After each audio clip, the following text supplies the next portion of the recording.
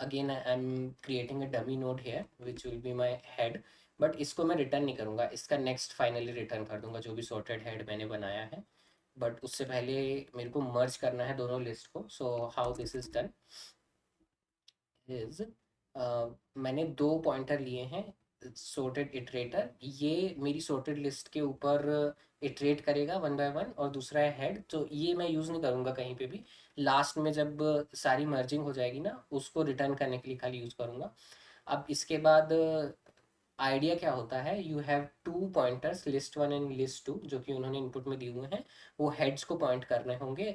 मैं उन दोनों को तब तक इटरेट करता हूँ जब तक दोनों में से एक भी नॉट नल है, दैट मीन्स एक भी लिस्ट बची हुई है। उसके बाद आइडिया ये रहता है कि उन दोनों पॉइंटर्स को कंपेयर करते हैं, and this is where the comparison is happening exactly.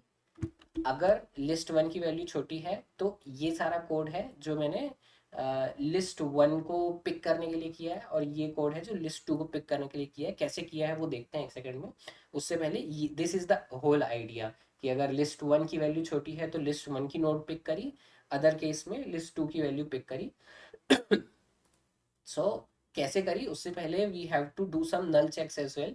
अगर सेकंड लिस्ट जो है वो नल हो गई है ऑलरेडी, तो उस केस में तो मेरे को पता है कि मेरे को फर्स्ट नोड ही पिक करनी है, right. So this is one null check I have to do. और दूसरा केस, अगर लिस्ट टू की वैल्यू नल नहीं है, दैट मीन्स फर्स्ट नोड और सेकंड नोड का कुछ कंपैरिजन करना है, which is what I have done here.